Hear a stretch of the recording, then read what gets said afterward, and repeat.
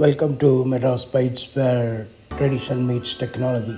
நாம் இன்றைக்கு மரணத்திற்கு பிறகு என்னாகிறது, குவாண்டம் அறிவியல் மற்றும் பிரபஞ்ச கோணத்தின் உணர்வில் பயணம் பார்க்கலாம். உணர்வு, கான்ஷியஸ்னஸ், நம்மை நாமாக உணர வைக்கும் அதிசய சக்தி. ஆனால் மரணத்திற்கு பின்னால் இந்த உணர்வு என்ன ஆகிறது? அது முற்றிலும் அழிகிறதா அல்லது பிரபஞ்சத்தில் எங்கேயாவது தொடர்கிறதா? இப்போது பார்ப்போம். உயிரின் இறுதி தருணத்தில் உணர்வு எங்கே செல்கிறது என்ற புதிரை குவாண்டம் அறிவியல் மற்றும் வேதாந்தம் மற்றும் பிரபஞ்ச கோணத்தில்.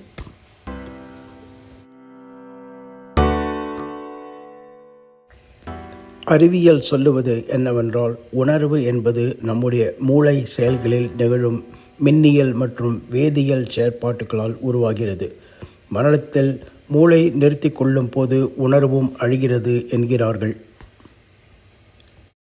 ஆனால் குவாண்டம் இயற்பியல் ஒரு வேறுபட்ட கோணத்தை நமக்கு வழங்குகிறது.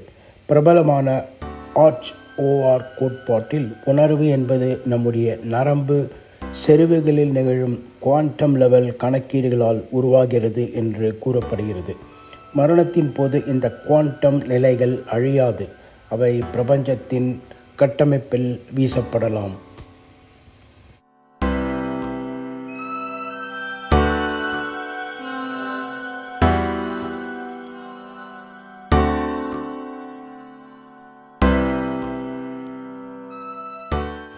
அத்வைத வேதாந்தம் சொல்வது, உணர்வு என்பது தனி மனிதருக்கே உரியதானதல்ல, அது ஒரு யூனிவர்சல்.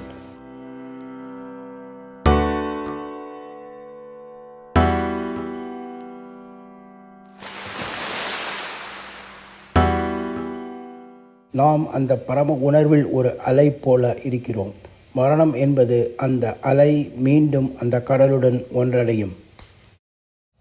மெனி வேர்ல்ட்ஸ் இன்டர்பிரிட்டேஷன் படி ஒவ்வொரு தருணத்திலும் பல பிரபஞ்சங்கள் உருவாகின்றன.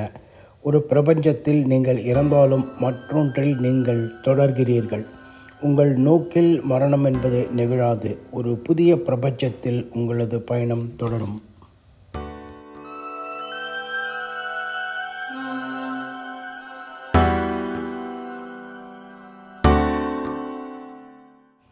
ஆல்பர்ட் ஐன்ஸ்டீன் பின் வந்த கோட்பாடுகள் ஒன்றை கூறுகின்றன. தகவல் என்றால் அது அழிவதில்லை. பாருங்க, பிளாக் ஹோலில் விழும் தகவலும் கூட ஈவெண்ட் ஹரைசனில் இது பதியப்படுகிறது.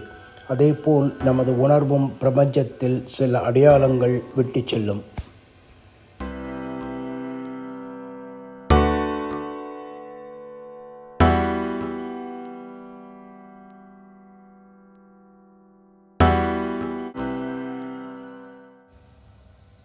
இவையெல்லாம் விஞ்ஞான பக்கம்.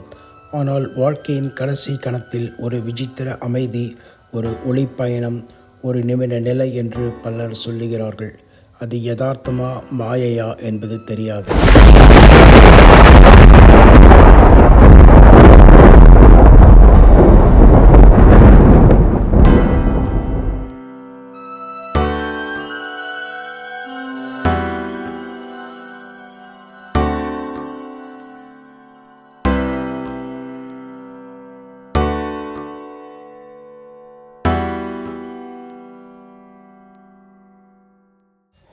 இந்த காணொளி உங்கள் எண்ணங்களை தூண்டும் வகையில் இருந்ததா?